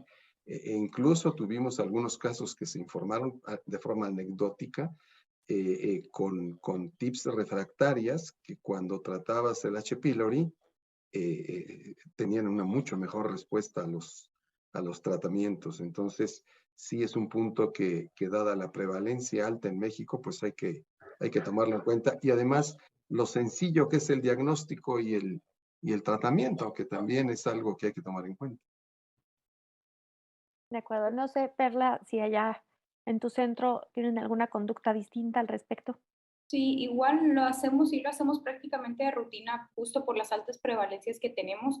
La verdad es que lo cierto es que muchos pacientes, como comentaba Iván, los pacientes no suelen tener, cuando llegan por trombocitopenias 80, 90.000, algo así, es cuando realmente podemos evitar el dar otros tratamientos o darnos cuenta cómo sí cambia totalmente, ¿no? Llega el paciente, el Helicobacter erradicas y se va para arriba la cuenta plaquetaria. La verdad es que ya somos medio gastroenterólogos, ¿verdad? Porque nos da líos de anemias refractarias, de trombocitopenia, el helicobacter, ya sabemos terapia triple, terapia cuádruple y todo. También la verdad es que lo hacemos en todos los pacientes prácticamente, ¿verdad? De acuerdo. Tenemos también algún par de preguntas acerca del riesgo de trombosis con los agonistas del receptor de trombopoyetina. Entonces, quisiera preguntarte, Perla, ¿qué nos pudieras decir como de esta asociación? ¿Qué tan frecuente es los riesgos que están descritos para trombosis? Y de hecho, las dos preguntas que tenemos nos preguntan si, o sea, si tú considerarías que un antecedente de trombosis o tener trombosis al tratamiento se considera ya una contraindicación absoluta para continuar con agonistas del receptor de trombopoyetina? La verdad es que estos fármacos son tan nuevos que no hay una respuesta absoluta. Sí se considera un evento adverso grave y relacionado. Sí tengo que decir algo que comparado Romiplastim del Trombopac, el Trombopac pareciera ser que tiene más tendencia a la trombosis que Romiplastim, pero solamente es un estudio en el que se ha evaluado esto, ¿verdad? Seguramente patrocinado por Romiplastim. No, no es cierto. La verdad es que pareciera ser que el Trombopac tiene un mayor efecto trombótico. La conducta sí debe de ser, por lo menos la experiencia que hay en aplasia, que se utilizó después paradójicamente, pero en los estudios que hay en aplasia sí está muy determinado que trombosis suspendo, ¿verdad? En trombocitopenia inmune no es tan claro, pero sí se considera un evento adverso grave. Entonces, la lógica es suspender. Digo, porque también uno puede decir, continúo porque me va muy bien, pero tenemos otras opciones nuevas que no parecieran tener tantos eventos trombóticos o en estos escenarios yo sí creo que el mismo paciente o el mismo médico pues te da trombosis y pues no quieres correr el riesgo. También la verdad es que muchos de los pacientes que tienen un evento trombótico pudieran estar relacionados con esto que comentábamos de tener otra enfermedad autoinmune de base. Por ejemplo, hay pacientes que sí tienen síndrome de antifosfolípidos más trombocitopenia inmune. Entonces, sí hay muchos casos reportados en la literatura de eventos trombóticos en este tipo de pacientes. Entonces, sí, yo diría que más que tomar una conducta de no hacerlo, sí tendría que ser, considerar un evento adverso grave, sí suspender, hacer cambio a otro, si es que se puede hacer cambio a otro. Y siempre también, hay algo muy importante también en el uso del Trombopac. A veces nos basamos en el número de plaquetas, ¿verdad? Pero no nos debemos de basar. La meta es que el paciente tenga calidad de vida, no sangre y no tenga eventos adversos. Entonces, el evento adverso de trombosis sí se han relacionado con trombocitosis por el fármaco también. Entonces, yo cuidaría eso, ver mucho el contexto del escenario. Si ocurrió en el contexto de alguien con un síndrome de fosfolípidos, pues definitivamente suspendería.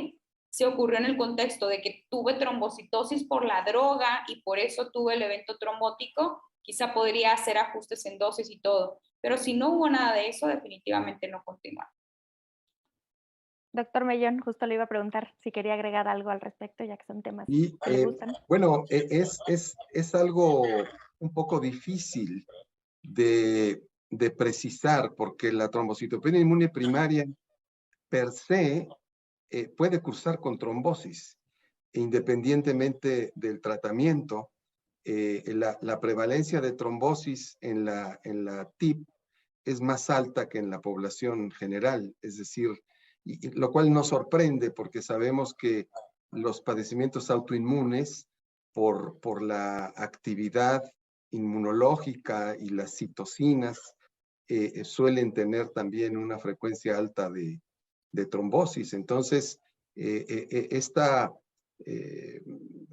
pues incremento de las citocinas que produce fatiga y que también puede alterar el endotelio, hacerlo más procoagulante, pues puede facilitar la aparición de trombosis en la trombocitopenia inmune primaria independientemente del tratamiento. Pero claro, como pues todos los escenarios de trombosis depende mucho de los factores de riesgo del paciente. Si es un paciente que tiene varios factores de riesgo, si ha tenido trombosis previas, etcétera, pues es un paciente que habrá que tener pues más cuidado y tal vez si tiene muchos factores de riesgo no exponerlo, sobre todo a lo que dice Perla, que es algo importante, no aumentar demasiado la cifra de plaquetas, porque a veces sigue sucediendo que el hematólogo no se siente contento con tener 70,000 plaquetas y se siente más contento con tener 350 o 400 o 450 y eso tampoco es muy conveniente porque sí puede ser un factor de riesgo de trombosis. Yo quisiera, si me permiten, abonar a lo que comenta Luis. Yo creo que aquí falta una parte que tenemos que comentar, la educación del paciente. Los pacientes suelen estar muy ansiosos. Los médicos también son muy ansiosos. Perla mencionó que la tendencia hoy es que el enfermo no sangre. Y es correcto, es lo que se está leyendo hoy en día. Sin embargo, también tenemos que ser razonables.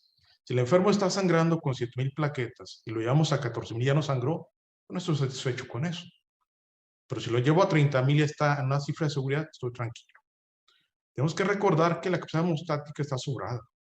Pensemos en el factor 8, por ejemplo. Un hemofílico le da problemas cuando está entre 1 y 5 o menos de 1.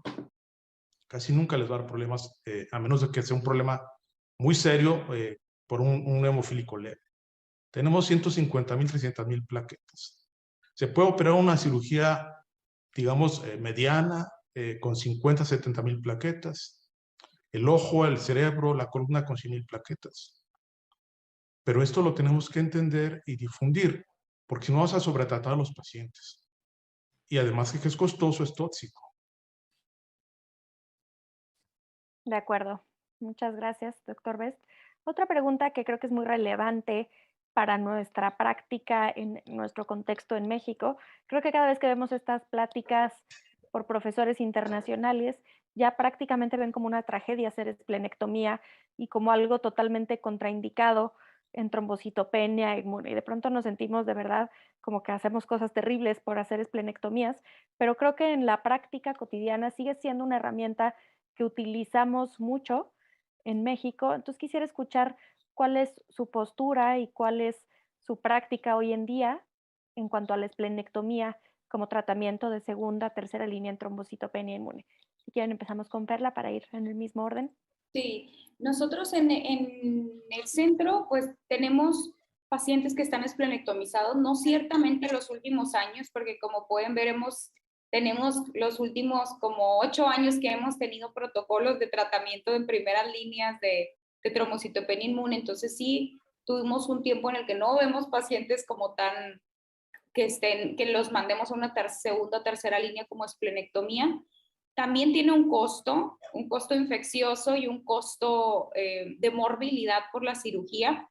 En mi centro, pues no es de gobierno, entonces el paciente tiene que pagar por el procedimiento. Entonces, aunque les propongamos, a veces no llegan, pero coincido con que en el país sí se utiliza en general. Pues yo recientemente revisé esta serie que esta cohorte grande de más de 300 casos de nutrición de esplenectomizados, donde tienen un buen grupo de pacientes, un artículo en Transfusion que publicó tú, Roberta, y Juan Rangel. Entonces, y no eran nada malos los resultados en cuanto a respuestas, aunque no era el objetivo del estudio, pues me fijé en las respuestas y en trombocitopenia inmune eran muy buenos, no así para anemia hemolítica autoinmune, pero sí para trombocitopenia inmune. Entonces creo que en nuestro contexto, pues es una buena opción. Digo, está incómoda me siento de decirlo, porque como dices tú, todo mundo, expertos internacionales en todos lados nos comentan que no esplenectomía jamás, pero la verdad es que hay pacientes en los que es una muy buena opción cuando no tienen el bolsillo para sostener el trombopac por tiempo indefinido. De acuerdo. Quisiera escuchar la opinión del doctor Best. Tenemos pacientes en el pasado con cirugía. Creo que como todo mundo los tenemos. Es un recurso que está ahí. Sin embargo, incluso cuando se marcan de forma reactiva las plaquetas y se localiza el vaso como el sitio preferente de destrucción, tiene 30% de fallos, incluso más a veces. Porque luego de repente lo decimos de un macrófago, pues no solamente del vaso, el hígado, la médula ósea toman esos sitios y empiezan a destruir. Incluso sin vaso accesorio, pues como una causa común de fracaso. Yo la rehuyo porque ahora tenemos otros elementos. El trombopac me parece que es bastante interesante. En mi experiencia personal, y no puedo decir que es una N muy grande, pero lo que yo hago en la práctica privada es que eventualmente titulo a la baja el trombopac y puedo darlo 3 veces por semana, por ejemplo. Mejor perfil de seguridad, menos costo y mantienes cuentas de plaquetas bastante decentes. Doctor Mellón, no sé si tiene una opinión al respecto. Sí, bueno, solo decir que en una encuesta que hicimos en el 2014, y que se publicó entre los hematólogos mexicanos, más de la mitad de los hematólogos usaban como tratamiento de segunda línea la esplenectomía. Quizás sería bueno hacer una nueva encuesta en este sentido, ahora casi 10 años después, para ver si esto ha cambiado, porque en aquellos años todavía no había mucha opción de trombopoyéticos, pero definitivamente la esplenectomía en Latinoamérica en general, pues se usa mucho más que en Europa o en los Estados Unidos. Creo que sí se ha reducido, sobre todo, no es que esté contraindicada como tal, lo que dicen las guías, que no se haga en el primer año, porque las posibilidades de una remisión espontánea son mucho más altas en el primer año y disminuyen después de los 12 meses. Entonces, finalmente, pues sí, es una posibilidad diagnóstica que en los países en desarrollo, pues es un gasto inicial y después el paciente tiene una vida pues prácticamente normal. E incluso en algunos casos la esplenectomía puede hacer que tengan una mejor respuesta a dosis menores de los medicamentos que recibían, cuando es que no tiene una remisión. De tal forma que, bueno, sí sigue siendo creo que elemento terapéutico en los países en desarrollo. De acuerdo. Otra pregunta que quisiera hacerles, creo que, pues, este estudio que se publicó recientemente sobre Mofetil en primera línea en combinación con esteroide, que pues probablemente de los estudios mejor hechos, más grandes, que fue incluso una sesión plenaria en ASH que demostró un claro beneficio en cuanto a supervivencia libre de recaída o necesitar una segunda línea de tratamiento, pero que sin embargo no ha sido realmente implementado en ningún lugar por su asociación a peor calidad de vida. ¿No? Creo que este estudio nos dijo mucho acerca de que tal vez lo más relevante no sea la cifra de plaquetas, si el paciente va a estar sintiéndose peor con un tratamiento en comparación con puro esteroide. Entonces quisiera yo preguntarles qué tanto esto les ha hecho como ver diferente el interés de buscar intensificar el tratamiento en primera línea. Y particularmente tu opinión, Perla, que pues tienes muchos de estos estudios de tratar de intensificar la primera línea de tratamiento con el objetivo justamente de dar respuestas más prolongadas.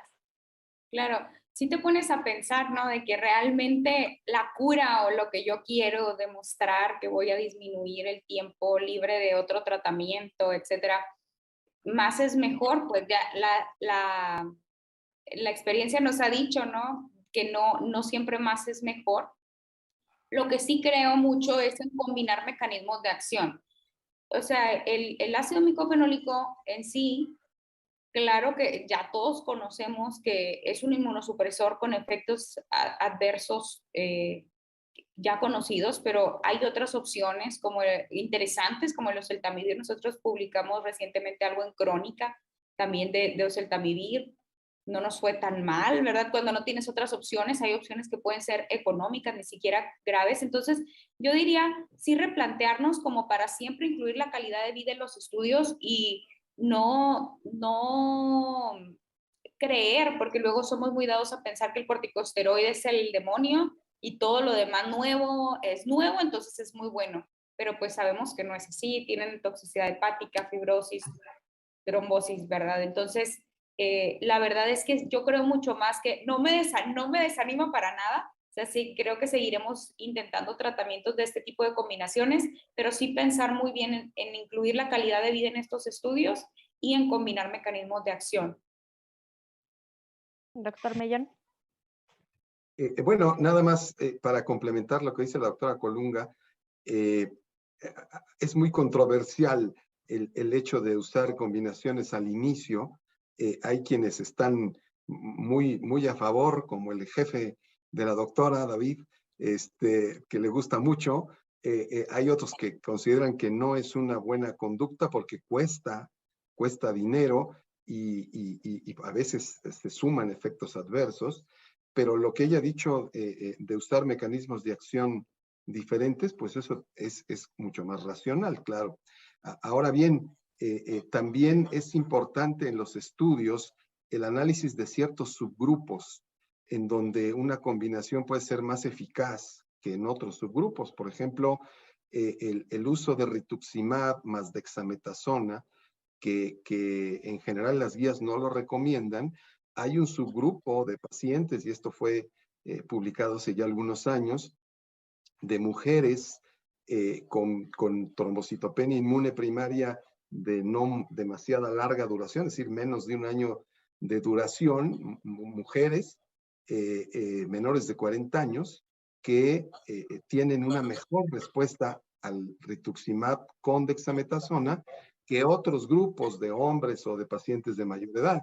Entonces, esto también nos puede llevar a identificar ciertos subgrupos que se beneficien más que otros de ciertas combinaciones. Y eso, sabiendo que la trombocitopenia inmune es una enfermedad heterogénea, pues puede ser de utilidad identificar estas características de los pacientes.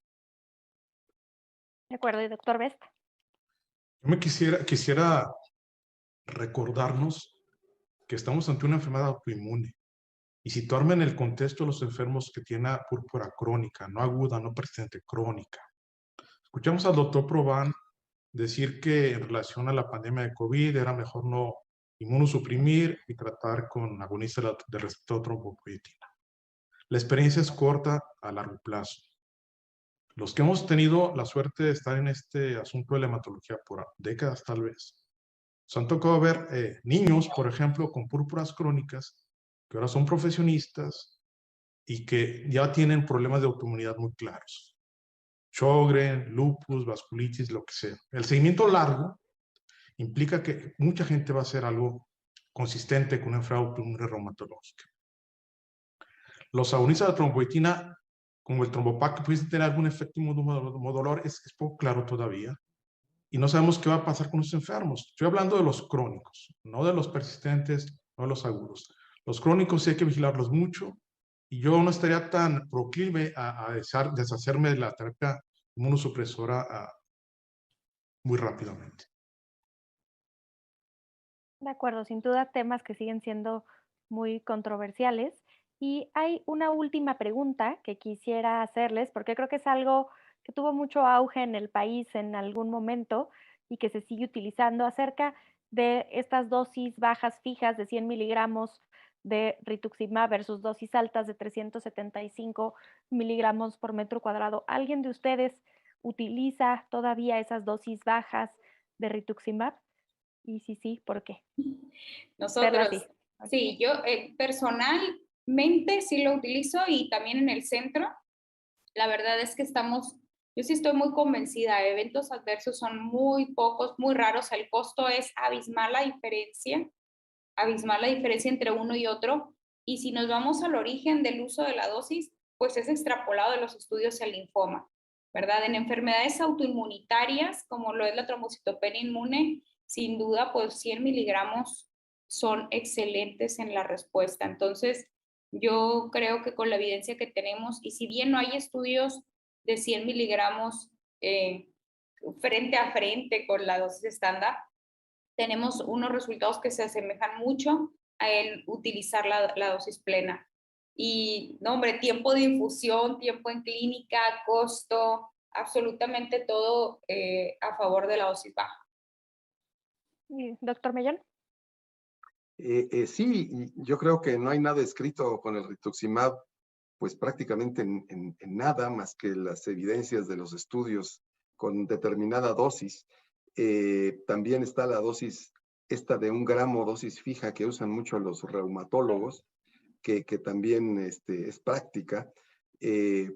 Pero bueno, yo quisiera preguntarles a la doctora Colung y al doctor Best, en nuestro país, como dijo el doctor Provan, pues esto de los agonistas a veces no es posible por los costos y tenemos que recurrir a los tratamientos viejitos de micofenolato, de azatioprina, de ciclofosfamida, de ciclosporina, etcétera. Entonces, es decir, si ustedes tienen un paciente que no puede pagar los agonistas de tropopoietina, del receptor, o inclusive el rituximab, y tienen que usar una inmunosupresión oral, ¿cuál es su preferida?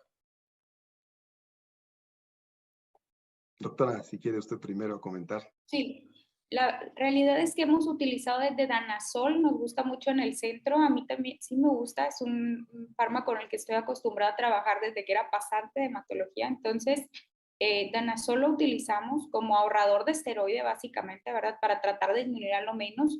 Hemos utilizado en estudio clínico Celtamivir también y ácido micofenólico, la verdad es que sí, todos sabemos los efectos adversos, pero sí, hay un grupo de pacientes que, como dice el doctor Bess, seguramente tienen algo autoinmunitario de base, donde les va muy bien con el uso de ácido micofenólico. Entonces, esas yo diría que son mis 3 principales herramientas cuando no tienes opción de nada. Dosis bajas de rituximab, sin duda, les insisto, lo más, vaya a fundaciones, traiga todo. En el centro cuesta 2,200 pesos la ámpula de 100 miligramos hacia costo gobierno. Entonces, la realidad es que los inmunosupresores tampoco son extremadamente baratos. Incluso el Danazol se agotó un tiempo, solo había marca Ladogal y también se encareció un poquito. Entonces, no era una diferencia tan grande con la dosis del Celcept, por ejemplo. Imagínense, también el frasquito está carito y de 2 gramos por día. Son 4 pastillas. Entonces, sí, tampoco es tan económico. Entonces, siempre rituximab, si es posible. Definitivamente no por cualquier situación extraña o ya utilicé y ya estoy en una tercera línea o subsecuentes, entonces sí utilizaría estos 3 como de primera opción, acompañados probablemente de otro ciclo de dosis altas de dexametasona. Carlos. Bueno, en trombocitopenia inmune crónica, lo usual es que uno empiece a explorar medicamentos. Le da uno prednisona, le das aciatropina, le das danazol y vas a notar que alguno de ellos es el que funciona. Simplemente es el que voy a usar a lo largo para ese paciente. Muy bien. Muy bien, pues ya estamos sobre el tiempo, de hecho ya nos pasamos un poquito. Quiero agradecerles a todos aquí porque creo que esta sesión de plática y preguntas fue muy interesante y enriquecedora. Gracias a todos y le dejo al doctor Mellón la palabra para pues, cerrar el evento y despedirnos. Pues agradecerles nuevamente. Hay que decir que ahora que analizamos la asistencia a las sesiones, uno de los temas más taquilleros sigue siendo la trombocitopenia inmune, pues seguramente porque hay pues mucho que decir y mucho que comentar. Así que pues creo que ha sido una sesión muy buena con las presentaciones y esta sesión de preguntas y comentarios que también hemos recibido muy buena retroalimentación de nuestros colegas hematólogos de hacer esta sesión de preguntas un poco más larga, porque a veces lo habitual es que dan las pláticas y luego ya no tienes tiempo de preguntas. Y creo que estas sesiones de preguntas y respuestas son sumamente útiles para nuestros compañeros. Y muchas gracias a la doctora Colunga, al doctor Bess, al doctor Iván López por su caso que presentó. Y pues que pasen muy buenas noches. Nos veremos pronto. Que estén muy bien. Gracias. Buenas noches, muchas gracias. Luego.